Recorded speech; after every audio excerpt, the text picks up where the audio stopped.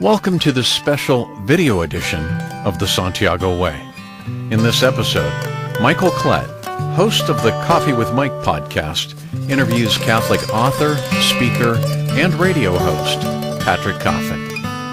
The topic is Patrick's faith journey and a preview of Recharge, our parish mission.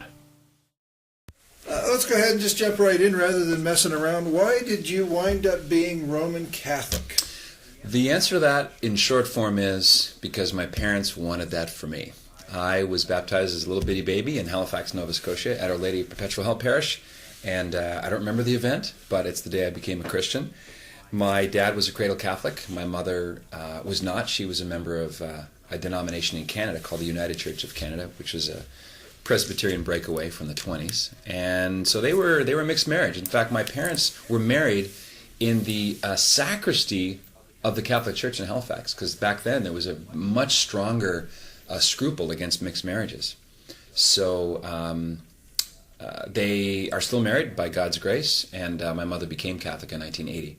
So, but I was carried, by my mom and dad to the parish when I was a kid, and that's where the seed was planted. And I drifted, of course, later, because I figured out at about 18 that I was smarter than God, and I was going to teach God a couple things. But that's a whole other question. Right. That's another podcast. Right, yeah. But yeah, so really, it's my parents. They gave me citizenship, they gave me my eye color, and they gave me my faith. So Fantastic. I can't complain. And my story's close, very, very similar. Mom was Catholic, Dad was not, and I was baptized as a teeny tiny kid. Mm-hmm. So you were part of the Catholic Answers. How did you wind up getting to there? That just seems like a really interesting place to be. Yeah, I remember reading a magazine. It was actually just a newsletter. I think it might have been called The Catholic Answer, or maybe it didn't have a title, but it was before This Rock magazine. So we're talking mid-1980s when I was a young and callow young man. And I encountered apologetics for the first time. I did not know there was even such a thing. I didn't even know what apologetics meant. I figured it meant you were sorry you were Catholic. And there was a debate there in transcript form, and I couldn't get enough after that. I really was helped by knowing that there's a source of truth out there called the teachings of the Catholic Church. Remember, this is pre-catechism. This is before the catechism came out. So unless you were really familiar with the documents of the Second Vatican Council, or you'd heard of people like Father John Hardin, who wrote a beautiful, it's still great, his Catholic Catechism, you were kind of on your own. And so it was a grace to run into the apostolate of Catholic Answers.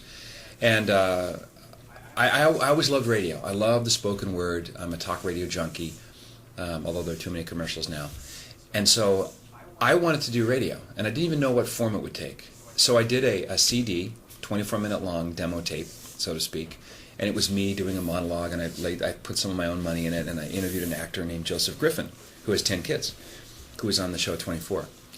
And I didn't do anything with it, because I figured it's too Christian for NPR, and it's too secular for EWTN. So it was kind of like the wandering Jew just sitting there gathering dust. And I'd met the previous host of Catholic Answers Live, Jerry Usher, at a conference. So Jerry and I knew each other. And then I got an email saying, you'd be perfect for this. So I opened the email. It's a job description. Host, Catholic Answers Live. By that time, they were on 70 stations.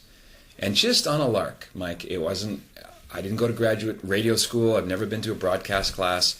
I threw that CD in the mail, and then 2 days later I got a phone call saying, we really liked your interview style. Do you want to come down and fill in for Jerry? That was the euphemism for, do you want to audition?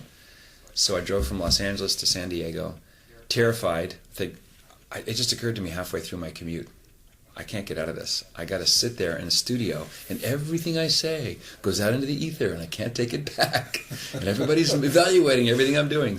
But I did, and to make a long story slightly longer, I was the last man standing, and that was in 2009. And it was a great run. I learned a ton. I mean, what you learn on your first day is worth a degree. Yeah. In what to do and what to avoid. So I spent almost eight happy years there, learning a ton. Okay. Yeah, that was a great show. You've written books. You're an author. I've got one of your lighter e-books on my Kindle that I've read. Which one? There's Stay Cool When the Argument Heats Up, and there's Once Saved, Not Always Saved. Well, that's the one. Once Saved, Not Always Saved. Yeah, I was going, what was it? I read it a couple months ago, already out of my head. So what is your favorite book, and then how and why did you write it? Of the stuff that I've written? Yeah. Let's see. I think it's the book on sex and marriage. Okay. It's my love letter to the Catholic Church's teaching on true romance, which is 31 paragraphs long. It's a document called Humana Vitae, came out in 1968. And it turned me around. It just got my attention that love and life belong together. It's certainly the longest book I've written. Working on another one on what happened to the culture.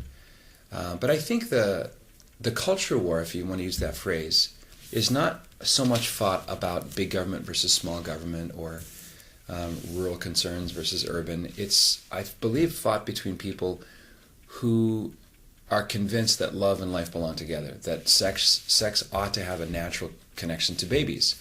And when you cut that tie, well, the logic is inexorable. All bets are off. And so even Sigmund Freud said in the early 20s, it's the mark of sexual perversion that reproduction is set aside as an aim. And so when I was discovering all these non-Catholic sources affirming what the Church has been teaching for 2,000 years, and that really helped me bring me back to the Church. But I think it's the Sex au Naturel. It's the one that I learned the most from in writing, if that makes any sense. I've often heard it said, if you want to learn something really well, teach it. Yeah, I think that's a Jesuit maxim. Yeah, it works. And it works very well. So, you were Catholic Answers, you've written some books, and you've moved away from Catholic Answers, and now you're with Patrick Coffin Media. Mm-hmm. So, how did that transition occur? What prompted that? What motivated you to go through that change? Great question. Why walk away from a regular paycheck? You fool. What's going on in your mind? What was going on is, for a few years, I'd been germinating this idea of hosting my own show that's not exactly or explicitly on evangelization or apologetics, but engages people who are concerned with renewing the culture and getting back to the Judeo-Christian roots of America, which are beginning to be destroyed. Marriage is under attack, religious freedom is under attack. And by the way, this is not a partisan thing. This is not Trump versus Hillary, Republican, Democrat. I'm apolitical. I go upstream from arguments about marriage and abortion and public institutions to talk about what kind of human beings are we producing in our families. Because every politician, every lawmaker starts off as a toddler and then becomes a teenager. And how we're shaping our children forms everything. So I began to ponder this idea of culture. And I discovered interesting things about just the word itself. It means worship. It also means to till or to cultivate. So culture is what we collectively worship. And if you look around, what do Americans worship? We've got this false trinity of money, sex, and power. And those that we worship them. Those are the things we'll take a bullet for. So the gospel comes in with the three evangelical councils, and they line up beautifully. To the false god of sex, the church proposes chastity. To the false god of power, the church proposes obedience. And to the false god of, what was the other one? Money. Money is answered by poverty. Chastity is the answer to unbridled sexual license and obedience to power. So, God keeps everything in check. There's an antidote to all the problems out there. So the Patrick Coffin Show podcast, which is also a YouTube channel, is mostly about interviewing influencers, people who've devoted their lives to recovering these roots, to helping people become more productive, more transformed. My friend Matthew Kelly has kind of coined the phrase best version of yourself. That's sort of heading in the direction.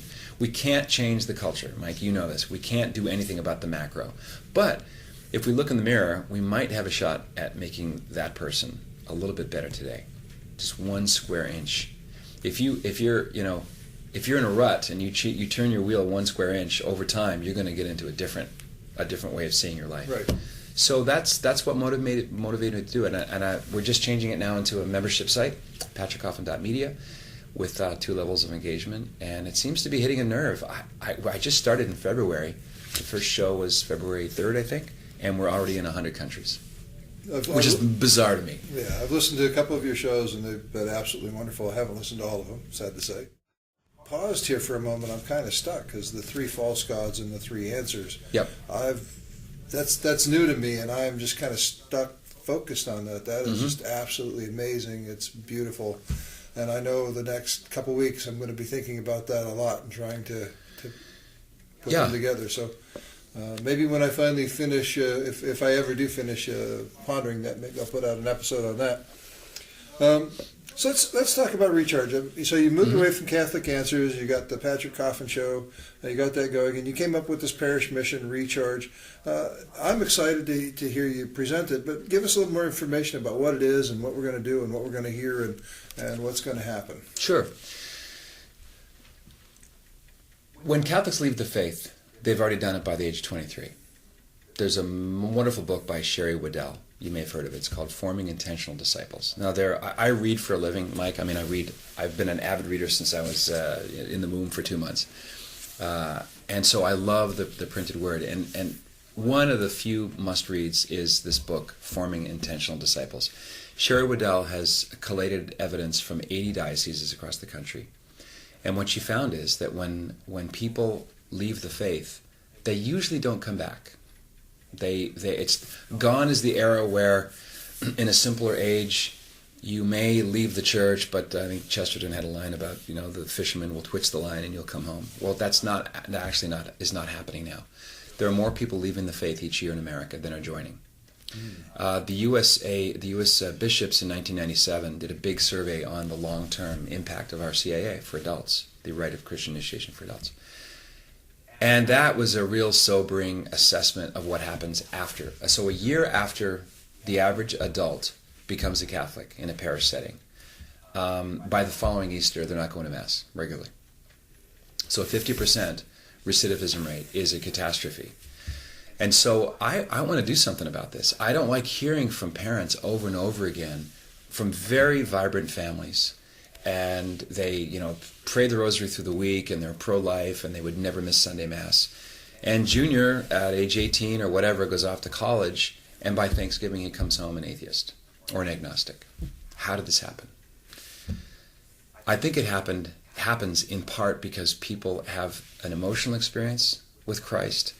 They get a family identity. It's like their tribe is Catholic, therefore they're Catholic. But they never went from the rent-to-own program. They haven't adopted it as their worldview. And so I want to help Catholics answer the question, why specifically Catholic? And how do you answer the charges of relativism, which Pope Emeritus Benedict nailed with his wonderful phrase, the dictatorship of relativism. And so how do dictators behave? Well, they're tyrannical, they're cruel, and they're bullies. And this is the setting on college campuses that our young people are walking into. And they need to be prepared. That said, it's not just for youth, it's for their parents and for their grandparents. People are not usually convinced by arguments alone. But there's one argument that's irrefutable, I believe, and that's the power of kindness. If you can keep your cool when someone is, getting all wired up and bent out of shape, that has an impact on people. Because if the Bible says a soft answer turns away wrath. That's half the game, is not getting upset. And I remember when I was trying to come back to the church, and I worked as an actor for 3 years, stage actor, and I had a side job as a waiter. And there was a Baptist minister who was also a waiter. His name's Fred, Reverend Fred. And he would ask me questions, like simple ones, like where's purgatory in the Bible? I had nothing, except blah, blah, blah, blah. And it bothered me that I didn't know the answer. And it's because I didn't know that I got ticked off. It's my own insecurity. I should know, but I don't know. So my mission with Recharge is to help Catholics get out of tongue-tied mode and get off the defensive and provide an answer to when people say, so why Catholic? And it turns out it's not that complicated. You have to get some indispensable minimum under your belt, but my goal is to get those keys, that information into people, into their hearts and minds. And we have a lot of fun. I'm also a magician, so I open with a disturbingly good bit of magic with an evangelical message, and I always include a Q&A. If people have questions till midnight, I'll be there till midnight. So it's kind of 360, anything people want to know. I'm sitting here realizing I need to talk to you a lot longer and a lot more in depth. Well, for a huge fee, Mike, we have an hourly rate. I have a sofa. It would probably be worthwhile for me to take you up on that. There's just some of the things you said. I haven't thought in those directions. I'm absolutely fascinated, and I'm hearing the ring of truth in a lot of your words, and Praise God. I'm going to go back and listen to this episode a few times and write some things down and go back and ferret things out. You may get a few emails from me as a... Well, just as long as you delete all the heresy. If you can just, edit that out, that'd be great. Okay. Done deal. So I'm excited about Recharge. I'm really looking forward to it. I saw you live. You emceed the last Catholic Answers conference in San Diego. Yeah, that was a blast. On marriage, and so I've seen some of your magic tricks. They were amazing. I'm looking forward to seeing some of them again, perhaps. I really want people to come out to this. This is just amazing. So we've been here for a little while. I want to move on. I know things need to get done. But one final question for you, and I ask it of everybody I talk to. What keeps you Roman Catholic now when there's so many other choices out there? Great question. I don't want to give you a glib answer, so let me ponder the best, shortest way to answer that. Why Roman Catholic? I identify in many ways with Peter. And at the end of the 6th chapter of John, when our Lord, first of all, he dazzles them with this magnificent, not 50, not 500, 5,000 people get fed when they had no food. And then he institutes the Eucharist. And the followers, starting with the Jews murmur, how can this man give us his flesh to eat? So they're already rejecting the clear teaching, unless you eat my flesh and drink my blood. You have not a little bit of life in you, not less life in you, you have no life in you. At the end, everyone starts to leave. And here's the greatest teacher in the history of the world. He had a chance to modify the message, and because you don't want to lose followers, right? You don't want to lose your customer base, your base. Come on, I need my base. But he lets them go. And then he asks a very simple question. And I detect a note of sadness in Christ's words, are you two going to leave? So Peter, who always speaks up for the apostles, Peter asks the question that I think is the question, to whom shall we go? You have the words of everlasting life. And after 500 years of chaos known as the Protestant Reformation, where Patrick or Mike or Tim or Bill or whatever, we all become little mini-popes, that we know better than the Church of Christ established. That's the readings today, right? Jesus looks at Peter, and he doesn't say, blessed are you, Simon, because you listen to Catholic Answers Live or you've read Scott Hahn. No, blessed are you because my Father gave you the grace to affirm my divinity. And so I want to be where Christ wants me to be, and that's in the bosom of his church. He is into monogamy. He has one bride. Not to say there's nothing we can learn from Protestants. We certainly can. I'm very happy to collaborate with our separated brethren, who often outdo us Catholics in boldness and public witness. So if we can just marry the evangelical stone with the Catholic flint, they will light a fire that the world's not going to be able to put out. All right, wonderful. Well, Patrick, I've had a great time talking to you, and I'm sure, Me too. Thanks for the invite. The listeners will appreciate it as well. Any final thoughts you want to give them before I hit the pause button? I could do a card trick, but it doesn't really work on a podcast. No, just know that your loved ones who are away from the church, and this is not a sales pitch for Recharge. Everyone listening right now has to realize that Jesus wants your brother, sister, husband, grandfather, whatever it is, he wants them back in the church more than you do. And he did an awful lot more than you did to bring them there. And so just get out of the way a little bit and realize that sometimes the person who brings your loved one back to the church is not you. Look at St. Monica. St. Augustine lived with a saint for his whole life, but it wasn't his mother who brought him back. It was St. Ambrose. So pray for that St. Ambrose. They're out there. You just need to pray that the Lord, put some WD-40 on the process. All right, well, thank you, Patrick. It was a pleasure talking to you, and I guess we'll go ahead and sign off. Great. Thank you for watching The Santiago Way.